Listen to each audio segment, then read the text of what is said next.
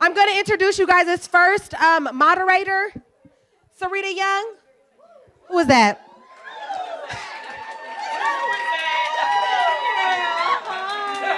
My little author, my published author.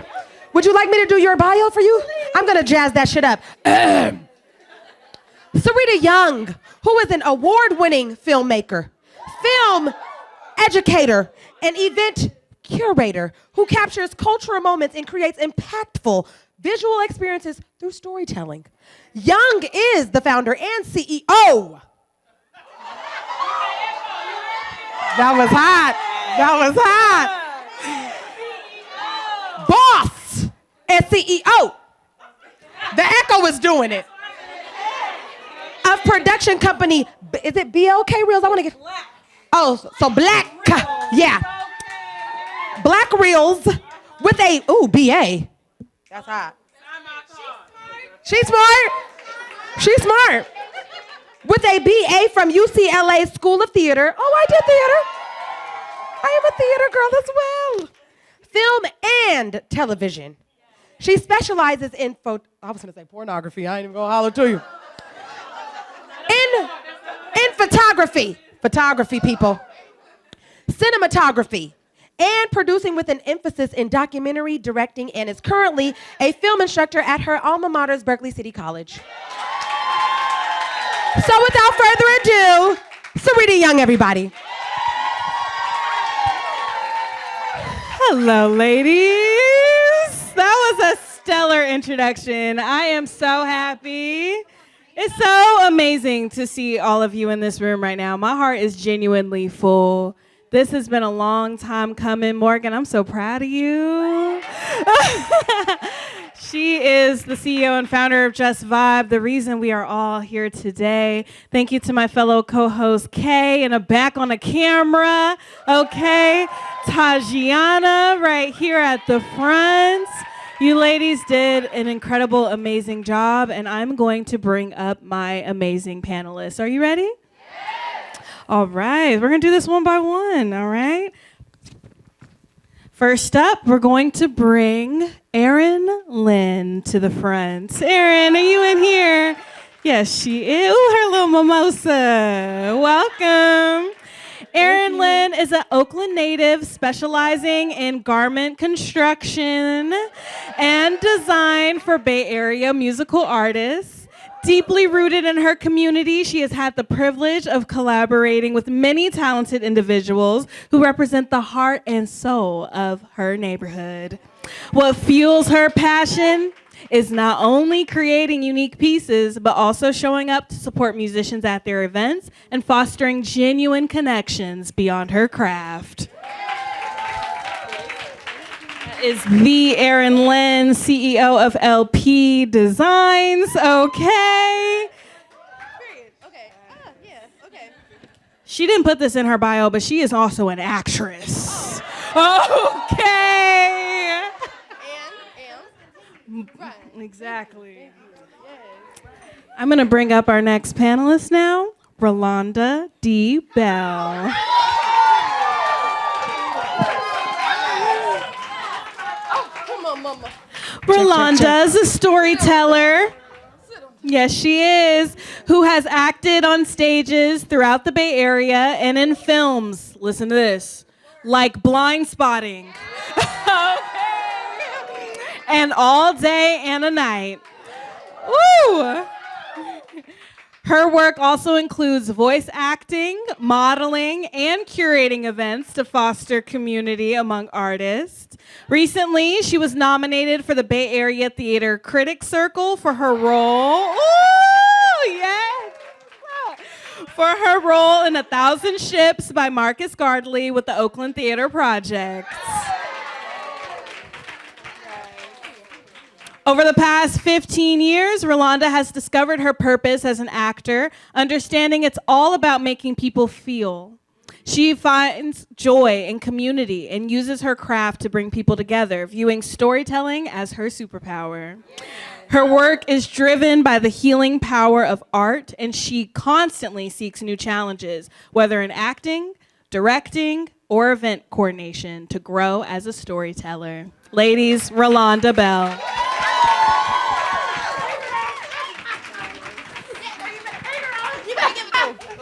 Some heavy hitters on this panel, okay? We got more for you, okay? Next up, I'm gonna call Shantice Edwards. Shantizzle. Yes, Shantice Edwards. Ooh, let's get you mic, girl. Shantice is a creatrix, blending healing and creative arts. As an award-winning art director, set designer, and creative producer, she's worked with major agencies like Goodbye, Silverstein, and Partners, and PayPal, creating immersive experiences such as the Black Joy Parade.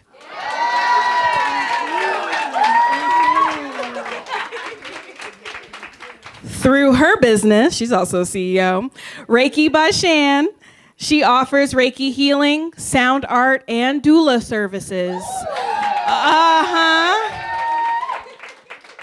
And curates A Deeper Well, a wellness experience market in collaboration with Gold Beams. We have our CEO of Gold Beams right here, Taylor Crenshaw. Yes. This series provides holistic healing through sessions, workshop, and community care. Shantice's work focuses on Black culture, healing, rest, and joy. As we all deserve. Viewing art as a tool for storytelling and collective healing. This is Shantice Edwards.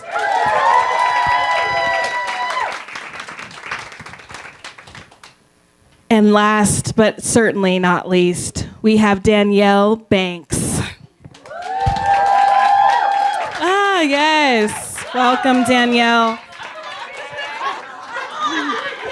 Yes, entrance. We love that. Danielle Banks is a visionary leader, talent manager, and creative strategist dedicated to building pathways for Black creatives in the entertainment and film industries. As co-founder of 1015 Management and 1015 Digital, she has helped launch over 100 modeling and acting careers. With clients, hold on for this, with clients landing major campaigns at Nike, Disney, and Coca-Cola. A notable achievement includes co-founding Project Level, a groundbreaking nonprofit that has empowered over 1,800 youth to explore careers in film, music, fashion, and marketing. Danielle's creative practice is rooted in cultivating authentic stories and opportunities that amplify underrepresented voices, driven by her belief that access and representation can transform entire communities. Welcome, Danielle.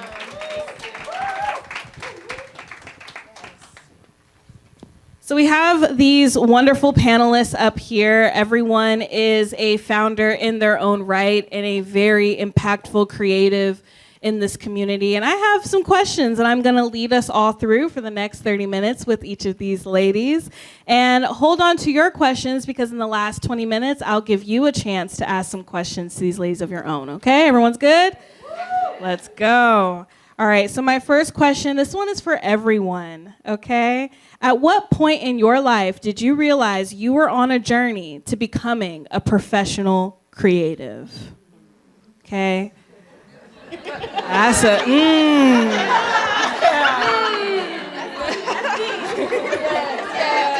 Which one of our ladies would like to start? Well, I'm gonna just go first and get it on after. Like the introduction said, I feel like I thought I would be doing theater. And I was like, okay, I just enjoy it for therapy. It's healing. And then once I was able to like invite my dad, who wasn't in my life, who I grew up without, I invited him to a show. I felt like I can connect with him in a way, like words that I couldn't say. And he came, and I was shaking. Like I was so nervous to like look him in the eyes. But by the end of it, I looked him in his eyes. He looked at me. We're both crying, and he says, "Thank you. I got your message." And I knew that was my why in that moment. He's passed away, but it's also inspired me to actually write my first pilot. So I'm writing a show now that's based on my life and involving that. So I feel like that's actually taken me in the direction I didn't even think I would be doing. So God said otherwise. So I'm just trying to listen and follow and look at it as a gift, but also not just for me, but me to give a gift to other people. So, yeah. Well, hi, good afternoon. Nice to be amongst all you beautiful, beautiful women. I guess I discovered when I was gonna have a professional career, I thought I wanted to be in front of the camera. That's what I grew up doing, singing, dancing, and acting. And then I was like, I had the opportunity to do so, and I said, you know what? I don't want to be criticized like this. Like, I don't want to be on display, but I also want to help people who want to be there. And I had a lot of failures in my life where I realized it taught me that like I can see what happens behind the scenes, so I can prepare people for what it takes to be on the scene. So my experiences really was watching my brother do a lot of stuff, and then my business partner, Rich, when we met, it was like, okay, his career was on the up. And so I was like, okay, I get it. I'm learning the business, everything. And when it came down to it, I was like, I get it. I learned everything. I've seen the good, bad, and ugly. And that's why we started our youth program, because it's like, let's at least prepare you for what it's like to be in this culture environment where people are gonna try to take your everything. But at least prepare you, like understanding contracts, how to sustain what you want to do for yourself, like, because you can be hot one moment and not the next moment. So just really, I think once I ended up being a manager, and I didn't think I was going to be that. But once I became a manager and I was like, okay, I'm going to study this and take it very seriously, I used to be a makeup artist. So that's really what it was. I used to be on set 12 hours a day, work music videos, movies, all the stuff. And then I was pregnant with my first kid. And I was like, well, I can't do this anymore. I was like 7 months pregnant, 12 hours on set. I said, yep, this is it. So I was like, okay, I'll prepare for this. And then when she turned 3, she was like, I want to be on TV. And so I was like, okay. And that's when I knew everything that I've been through and I've seen prepared me for these moments of like, all right, this is where I belong, to support others. And I love it. I love supporting other people. It gives me joy. Very powerful. Yeah, and just like to piggyback off of like wanting to support other people in your community, I think when I realized as a professional creative, when I was like, oh, this is real, this is really happening for me, I was starting my craft as a designer, not really knowing what I was doing. I just knew that I enjoyed what I was doing. And I think that as an artist, you always, especially nowadays, you're like, how can I monetize this? Or like, how can I make people want this? And it's like a lot of pressure, and I just have to relieve myself of that pressure and just go into my ancestry and be like, I'm doing it because I want to. I'm doing it because I love to. And shout out to my older sister, Janae. But she was like a big influence. I know, a bunch of Janae. Okay. But she was a big inspiration for me as an artist because she is so bold to this day, you know, very outspoken. And she helped me as an artist speak out for myself as well. And so when I start to share my art, people from my community, my friends, my family, they were like, oh, we need that. I was like, oh, y'all need that? Okay, I got you. And so I started to produce more in the sake of my community, saying, hey, we need you. And even during times where I thought that my impact was so minuscule, I realized that there are people surrounding me saying, hey, you are important. The energy you bring in the room is important. No matter how small, the fact that you're here right now means that everyone is able to smile. We're able to inspire each other, and you're just a part of that. You know, it's kind of like the pebble in the pond thing where like it does the ripple, and you're just like one of those little ripples and becomes like a big wave. And yeah, my community remind me that I'm just a little pebble creating this big wave. So yeah.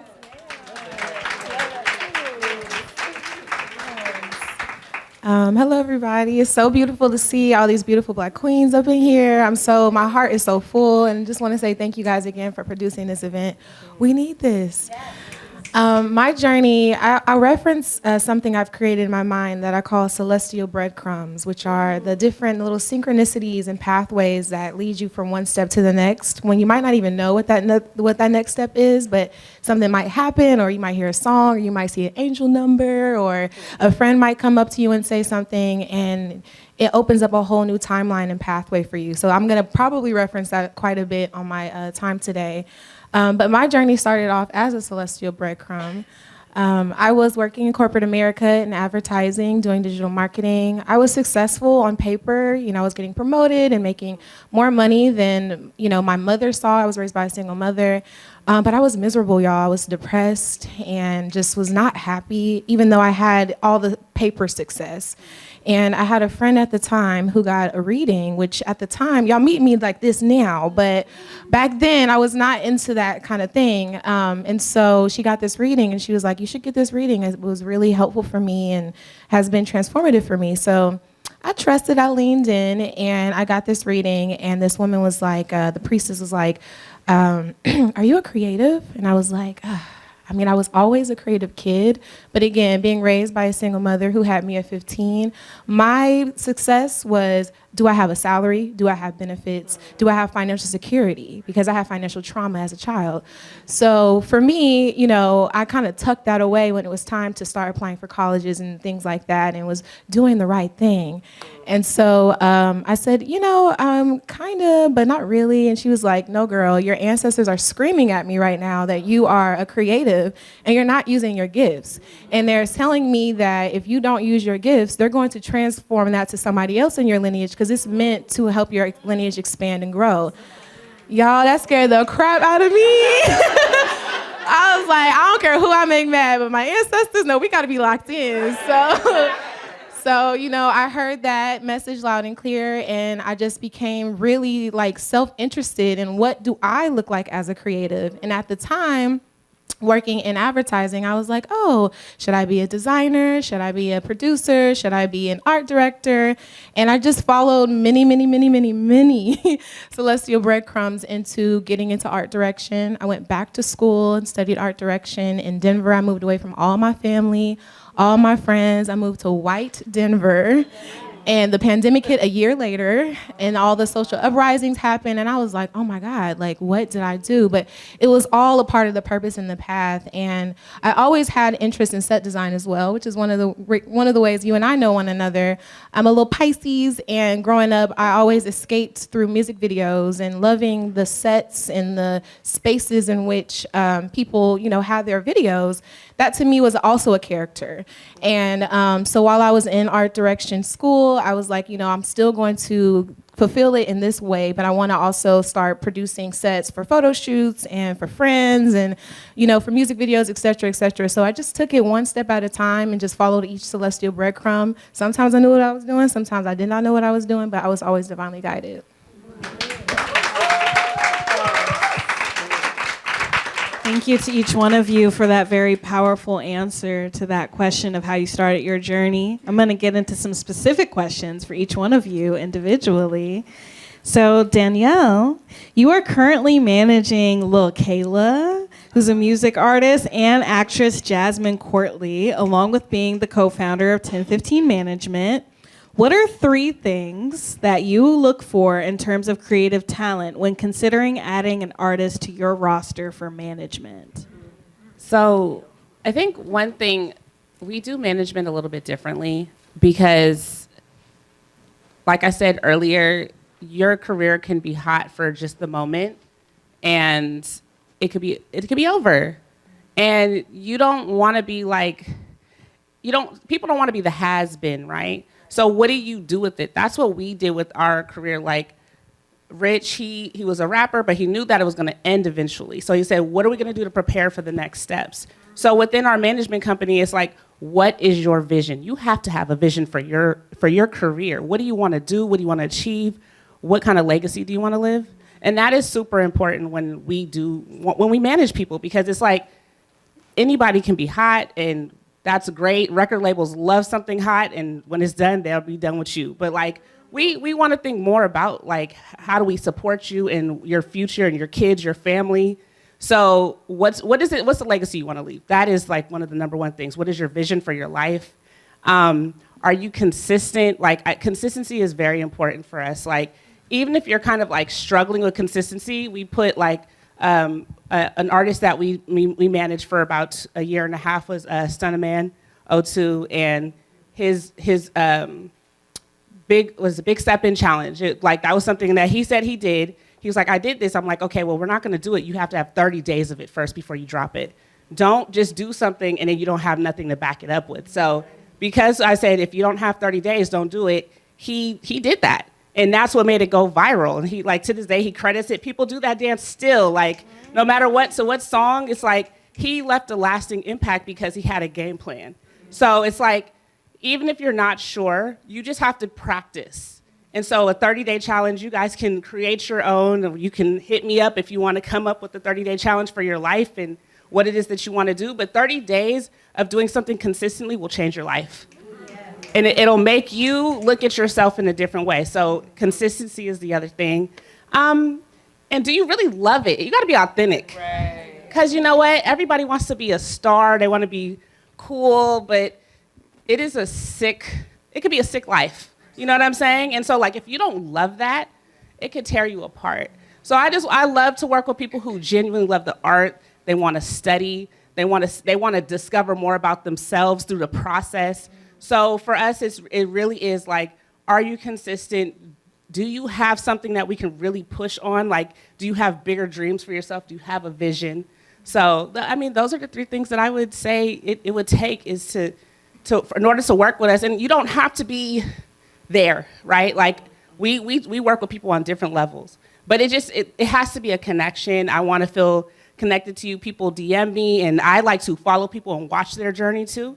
Because like that is really the best part of the story for me. I want to see somebody grow. And I never hesitate to give advice and work with somebody, even if we don't have that relationship where we're in partnership. But that for me that was key. I appreciate your realism in that answer, and that this work is very hard, and that you do need an internal fire of passion inside of you to keep going. That is the reality of our work as creatives and professionals. So thank you for that perspective. Let's see, which lady would I like to ask next? Rolanda. Yes. Woo. Coming up tomorrow, you will be attending an award ceremony for your nomination as Best Featured Performance.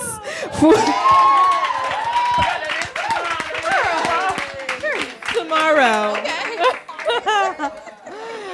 Wow. For your role as First Lady in the production of 1,000 Ships by Marcus Gardley. As a theater actress, what is a pre-show ritual that you have that gets you into character? I'm here for I'm here for it. One, it depends on what the role is. Because sometimes you get roles that are a lot darker than other roles that are lighter. So depending on it, either way, I definitely try to, one, get to the space early enough so I can just like either just lay on my, on my back and close my eyes and just kind of just breathe through. I create a playlist for my character or the shows that I'm in that I can just like listen to get me in the vibes. So I've been in the gym lately, so, going to doing that. I mean, I'll have my next rehearsal will be in Co-Founders with Ryan Nicole. Yes, y'all. So I know for that one, it'll be a lot of movement that'll be incorporated in just being in space. But yeah, depending on the show, the role, and the space that I'm in, I'll try to just like stretch and pray, meditate, talk to God. Whoever is coming to see the show, I hope that it's a story or a message that they can take home with, like church. Like, I'm coming here to get fed, right? So I usually just pray that I'm like, hoping that, or just praying, not hoping, but just praying that whoever comes in the doors, that they are getting something that they need to leave, whether it's laughing, whether it's crying, a word, a specific line that's in a show that might sit with them. Yeah, I know what I do. I call it a superpower, but like storytelling is a healing thing for me and for others in so many ways. So I just always I pray, I meditate before a show. Yeah. Thank you. Thank you for sharing your sacred pre-show rituals with us. I love that you create a playlist for each of your characters and that you vibe in the aura of that character for a while before you appear on stage. That seems like you embody the spirit of the person that you're acting as. And I appreciate that advice. Thank you. Our next question is for Miss Erynn. Yes. You said, oh, you know I was going to call on you. You've dressed Bay Area artists like Fijiana, Stoney, and Just Honest in your fashion line LP, which is dedicated to uplifting musical artists in the Bay Area. Walk us through your process of dressing an artist from consultation to reality. Okay. Oh, such a cute question. That's cute. Okay, period. Yeah. As a designer, I feel like I'm part of like an artistic ecosystem. Like I'm there to help and inspire other artists along their journey as well. And so whenever I meet a musical artist, I do work at a record label studio, or a record studio. So I do get to meet a lot of musicians often. And so a big part of like consultation to reality is meeting that person authentically. And I think that's something like we share as well, is that it's really a friendship or relationship that you're having with that artist, because you want to get to know them. You want to know what they like. You want to know what makes them feel confident, what makes them feel good about themselves on stage or at a photo shoot or as a music video.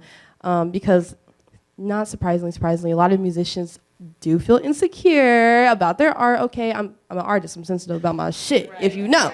Okay, so I understand that, trust. And so whenever I'm talking to an artist, I like to get to know them, and I want to know what will make you feel alive when you're doing what you do, okay? Because that's what I'm here for. And so I'll talk with them. They'll let me know, hey, Erynn, I can't dress for Ish, so can you help me out with that? I'm like, absolutely, okay? That's what I'm here for. And so we'll go over like their wardrobe that they like already. We'll go over some colors, some silhouettes that they enjoy. And so I'm just taking what they have, what they embody themselves, and making it bigger and taking it to the next level and using my techniques and my skills to do so. And so I do go to school for fashion design and sewing. And so I bring that talent and that technique to my artists, because they'll see some stuff, they'll be like, I didn't even know you can do that. I'm like, yeah, that's what I'm here for, you know? Yeah, you got pleats in your pants now, you know? They're like, you know, like it could be something so small to me, and then they'll be like, Erynn, I didn't even know you can do that. And I think like my favorite part of the consultation of like, what do you want to wear, what colors, and this, and then the process to the fact that I get to share the experience of being there with them in that moment. It means so much to show up for an artist at their shows. Like supporting other artists, bro, they love it. Like they appreciate every face that's in the audience. So I love to be one of those, just to know that I'm not just here to get some money out of you or just to work with you, just say that I did, but I'm actually trying to cultivate a deep and meaningful relationship. And I think that's what's made me a great designer now, is because I have a lot of friends in the community that I can call on for a lot of things. Like I know a lot of bass guitar players, I know a lot of pianists, I know a lot of saxophone players, all these random things, because I'm able to cultivate a really deep, genuine, and meaningful relationship outside of monetization or like wanting to get something like notoriety from them. So yeah, that's kind of the process, and I'm so grateful for everyone that I've worked with. Like I know they know. And it's so amazing, actually. I just want to shout out, plug in Sareeta and Shantice, because that's how I met them through Zuni Moon, yes, for her music video. And I just remember Zuni being in the back. She's like, I'm so nervous. I don't know. And I was like, you can do it. I was there with her, dressing her. I was like, you can do it, girl. It's okay. Just tell me what you need, and I got you. And we need that. We need that support with each other, especially like Black women in the field. We do need to be here and support each other and just let each other know, like, we got you, and I believe in you. So, Yeah.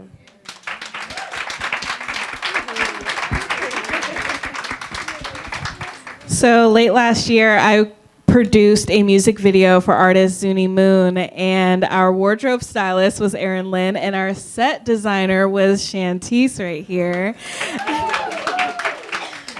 And so on that note, I'm going to ask you your question. So you're a certified healer who runs your own Reiki business, Reiki by Shan, as well as in 2024, you traveled to Japan to successfully become a level 3 Reiki master. Something that really stuck with me, even while we were producing that music video and it was a 12-hour day, is that you came to take care of me and give me oils on my wrists because you noticed that they were inflamed and you were like, I have the remedy for that in your bag. And I was like, what? I get healing too? 2 for 1, 2 for 1. Wow. So I'm going to switch up your question a little bit. How do you incorporate healing into your process as a creative director? You did throw a little loop in there. Okay. Wow. Okay. You know, I think first we have to look around the room and realize that we are so lucky to be able to be in spaces where we can see each other. I have worked in some of the whitest rooms ever, y'all. When I was in school, I was the only Black person and the only Black woman there. And oftentimes, we need to just listen and hear each other and anticipate each other's needs.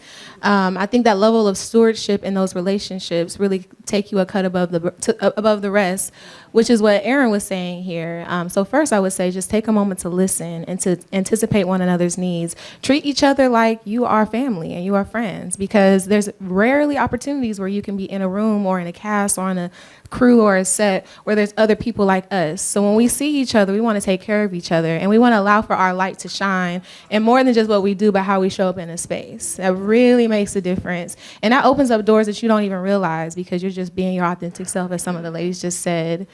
I would also say just realizing that there is like an interconnectedness and a oneness between us all.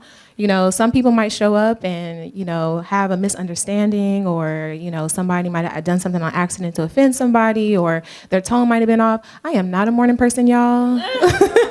I am not a morning person at all. But, you know, so if I'm, you know, if it's a 6 a.m. shoot or something, I might not be as like talkative, not because I'm upset, but because I'm just, you know, needing that time. And so realizing and understanding that we're all navigating something, and that a lot of stuff, like I'm a sensitive individual, and it is easy to take things personally, but the reality is people are on their own journey and they don't realize what they're doing sometimes, or sometimes they do, and that's a part of their medicine. But what am I gonna do about that? And so just realizing that everybody is experiencing their own reality and their own perception, which is different than your own, and just trying to show up in your authenticity in that space and work through that. And I would also say, just, you know, as a Black woman, I feel like I come from caretakers. I come from people who, I'm Southerner as well. I don't have a super thick accent, but I'm from Georgia, y'all. And, you know, we take care of each other. We take care of each other. When we see each other, we look each other in each other's eyes. Hello, how are you doing today? My name is, what's your name? I want to be interested in you. I want to steward this relationship and see you, seriously see you in this space, and not just rotely go about doing this. I think what we also have to remember is everything we do is energy. It's like literally physics, you know, input and output. And you can be charging a space with a certain energy and really alchemize and turn things around and transmute things with that. And so I always just try to think about that. And I'll land on the point of, you know, how I call myself a creatrix. I was talking with my godmother recently, and was really kind of just like, what do I call myself? You know, I have this theme, this name for myself, and I'm in an African traditional practice called Lukumi or Ifa, and I'm a child of Yemaya, which is the great mother. She is the ocean goddess, our deity Orisha, and I don't have any children, and you know, her essence emphasizes a lot on creativity and nurturing and motherhood. And I'm like, well, what does that look like for me as somebody? My child is my dog, y'all. I'm very happy with that one. So she was like, you need to start calling yourself a creatrix. You're somebody who births ideas and births creative thoughts. And I started thinking about that further, and I was like, I live at the intersection of healing arts and creative arts. And so really like having a self-concept of myself and knowing how to show up in this space and what's my unique ashe when I show up in a room, which is gonna show up differently than somebody else, as it should. And so I think leaning into all of those things helps me show up in that space. And I'm honestly just embodying who I really am. Yes, you are.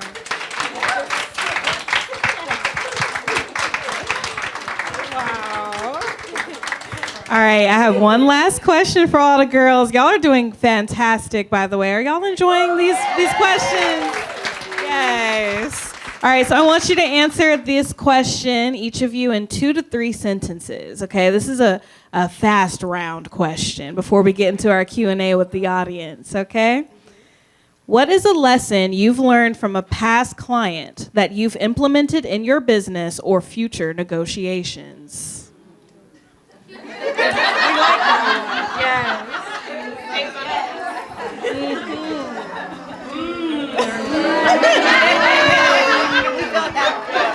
Now, which one of my ladies will I take that first? I'm gonna get it. This feels very personal right now. As free-spirited and, love as I am, I'm about my money. And so I'm just saying what we're here for. So I really had to learn the hard way that just because you might have a certain character, other people might not. So get a contract, for real. Word of mouth is great, community is great, all those things are great, but currency is energy and energy is money, all those things. And if you really respect me and value me, you're gonna value my time. And so I always do now a 50% up front in my contract. You gotta pay me 50%, I'll do the work, I'm gonna do it well, but I need my money. And then when it's done, you can give me my other 50%, we can call it a day. Because people will play with your coins, unfortunately. And we are very generous, we're very giving, but we have to be just as generous and compassionate and giving to ourselves. And I would also say anticipate needing more time for things. Creating is a spiritual act, y'all. And so you are literally co-collaborating with spirit when you're working. You are bringing something that does not exist yet from the ether, pouring it through your mind, your body, and you're outputting it for others to receive. So give yourself that time. Give yourself that space and that time to create a quality product, because you can really see the difference in that. Well, I agree. Contracts are key because you want to protect yourself and the artist wants to be protected too. And that's what I always say when we lead in. My rate is my rate, because if I take less, then I'm not gonna be willing to get up and work my ass off to give you what you need. But for me, I have 3 kids, 19, 17, and 3. And I have a lot of my artists, they travel and I go on the road. One of my kids actually dances for one of my artists. So it's like, if I'm getting out of my house to do anything for you, just know that I'm taking this quality time away from my children. And I don't like to show up for people who are not gonna show up for themselves. So what I have learned is that is why you have to understand what No, that Jesus was very right, okay? Like, no playing over here. You really have to know like who you're getting in bed with, because you are getting in bed with somebody. You are creating a relationship. You are doing stuff that you are connected. We have a contract. We have all these things in place. Now, what are you here for? Because if I'm gonna show up. I love what I do. I love what I do so much that I've done it for free before. For free, because I believe. And I will always still take that chance, because I do believe in investing. But it takes a lot for me to get to that point, right? So if I'm gonna get up and go do this for you, I need to know that you're gonna show up for yourself and give 130%, 200%. Because sometimes my 3-year-old comes on the road. If you look on my page, you will see pictures of her. She got her headphones in, whatever. But my family is a part of my job. So if I'm gonna put them in this life, they've been in it for a very long time though. So there is nothing new to them. But if they're gonna show up, I need you to show up for yourself. And that's just it. Because why would we love what we do, and when we get burnout, it's because we deal with people who don't love it. So definitely just want to be involved with folks who love what they do, because I'm gonna give everything. I'm gonna give my all, for real.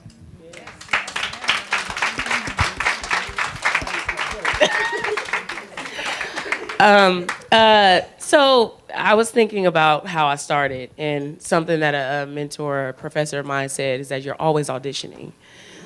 So that's been with me since 2010 on this journey of like, even if you're not an actor or a performer, you're always auditioning. Could mean you're always carrying a light. You're always carrying something that someone is either going to gravitate to, or sometimes you're like, why do people stare at me? It's because you got that light. Like, it's like, it is what it is. And I also feel like I'm in a space of learning how to create those boundaries and stand on them. So definitely creating boundaries for myself and others.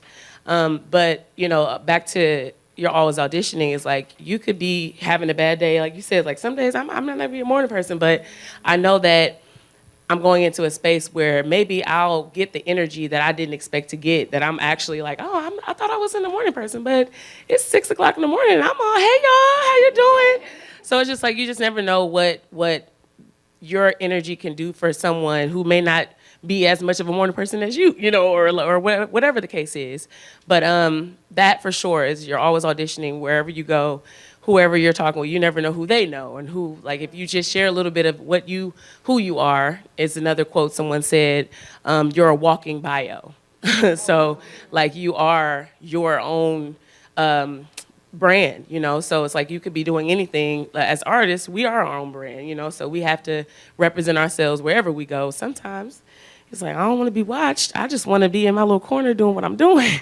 But it's a part of the journey, a part of the process, and I'm grateful. I'm still learning. There's still things I am definitely having questions about. The contract situation is definitely something I'm getting more established on. But like getting into SAG, that's something that I was like, I didn't know I was gonna be in the union, So it's like, now I got other stuff to learn on top of that. So it's like, I'm just going through all the steps, all the journeys are a part of everything that I want to do and doing. So, yeah, I think that's it.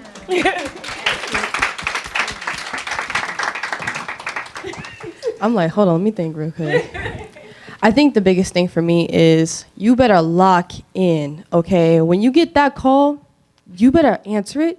And you gotta lock in, because sometimes I'll show up on set and I am not feeling it that morning, okay? I'm sad, depressed, angry, hangry, okay? Something's going on. But the moment, okay, look. That's why I got 2 plates back there. Anyways, okay. But no, like for real, like sometimes our emotions will keep us trapped in bed or keep us away from our dreams. And so sometimes you have to stay locked in, tunnel vision to your dreams and your passion. Emotions are temporary. Remember, emotions are temporary, okay? You better let that man go. And you better step on set. And you better step on set. And you better show up, come outside, okay? Because we're waiting for you. We're waiting for you. Your community is waiting for you. And sometimes our emotions make us feel so isolated and alone, okay? And then another thing, too, is when you show up on that set, be you, okay? Be you, Black queen. Powerful Black woman, ghetto Black woman, shy Black woman, nerdy Black woman, okay? How many times I've been on set and they're like, oh, you act like that. And I'm like, I do act like this, okay? And I'm here for you, and we're here for each other. And as long as we keep it respectful, professional, and cute, I'm going to be me and you be you, okay? Yes. And I'm ending. Yes. Heavy on the professional. Okay. Thank you, ladies, so much. We have time to take 1 or 2 audience questions. Do I have any ladies? I see one right here. Miss Director Shia. Thank you, Miss Sareeta. So one of the things actually ties you in. So I directed my first film recently. And Shout out to my daughter, who's a photographer in the room. Yeah. But so professionalism on our set, we were heavily woman staffed, black women staffed, people of color staffed, and what I noticed one of the days. Sorry, y'all are so beautiful. This is amazing. Okay. And so one day, Sareeta stepped in as first AC, and she had to slate. That was the funnest day of slating we had. So we have record of Sareeta saying, take two B, badness, but coming up with little slate things that brought her in the room. And so when the first AC came back, we noticed the difference. We were like, it's not as spicy today, no shade but how do you bring yourselves in the space, especially when it's not this? I think our set was really special, and those special moments come once in a lifetime. Actress tonight, Mink Sabin in the house too. But how do you keep this when you're out there in the world that isn't always as accepting of our hair, of how we show up? Yeah, I mean, I feel like we all know that entertainment is ran by men, right? So, specifically. And so, I used to have an issue with it, but I was like, I'm here for a reason. Like, I've been asked to be at this table. So, like, there were times where I felt like, let me just, like, reserve myself a little bit. But then I remembered, like, why I was there and why people need me at the table with them because of who I am, my nurturing spirit, my energy. I know that I'm a mom, I'm auntie, I'm therapist, whatever it is that I need to be in those spaces. So I was like, you know what? I have to show up as me because that's why I was asked to be here. So as intimidating as things can be at times, I'm like, no, like, I've literally been asked to be in this space to be myself. And I have to always remember when I walk through that door, be you. And I'm like, and you're just gonna love me or you're not, but it's okay. But the people who do matter and who it counts for, they're gonna love me, and that's it. So that is how I had to learn, like, it's okay to be yourself because people depend on that. Ditto.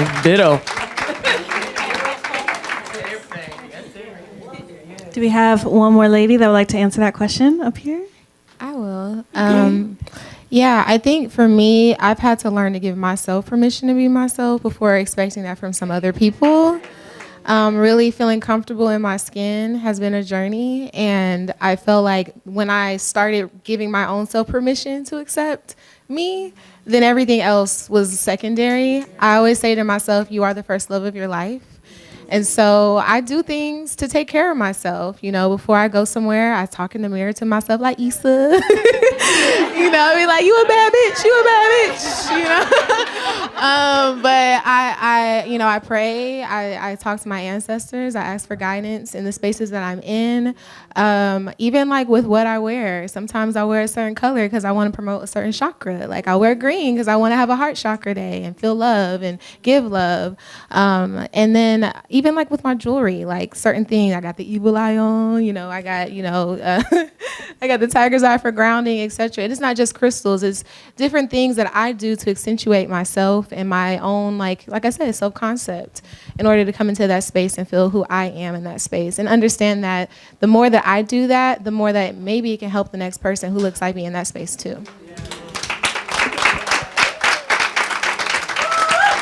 I love showing up as myself in spaces with my afro and my little slang on set because honestly, like was said earlier, you never know who's watching. You never know who's inspired by you. I've been on sets and I've had little black girls run up to me from the crowd while I'm filming a big show and say, oh my God, I didn't even know black girls could be camera operators. You're so beautiful. And that is what I do it for. Showing up as yourself, even if you're the one woman on that set and it's a bunch of men around you, still show up as your beautiful self. As it's been said before, we were asked to be here for a reason. This talent is in us for a reason, and we are here to share it.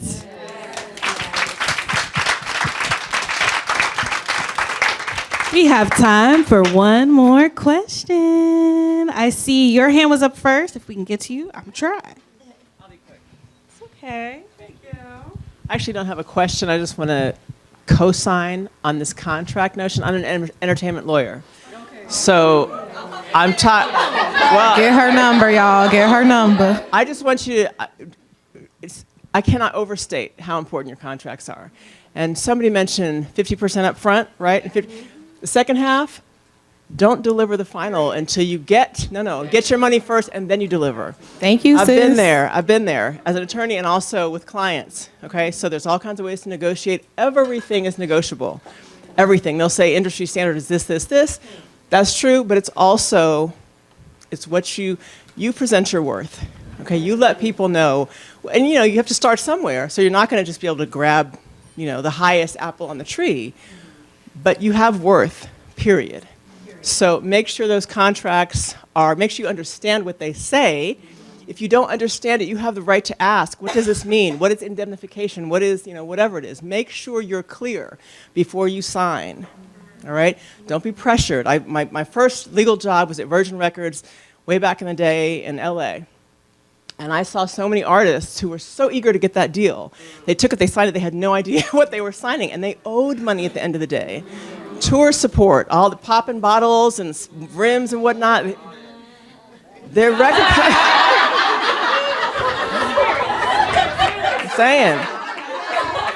I'm saying to you. Yeah.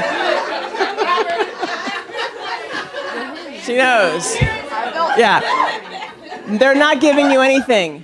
All that money is coming back. You buy your mom a house, fantastic, but understand that all your friends who are coming along, that money is going back to the company first. That's why indie labels have come up so strong, because people now understand, oh, wait a second, I sold this many units, but it doesn't matter. The merch, the this, that. Anyway, there's a lot we could talk about, but I just want to make sure that point gets home, okay?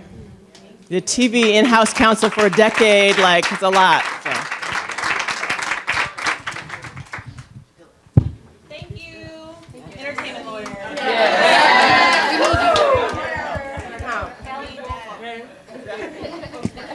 Hi, my name's Salia Sadiq. I'm a photographer and event producer. I just want to say first off, thank y'all so much, and just to everyone who put this event together. Thank you, Mom, for inviting me. I've been writing out all kinds of notes and everything. So Oakland is home, but I'm living in Austin, Texas right now. I've been there for 4 years. I was born there, but that's another story.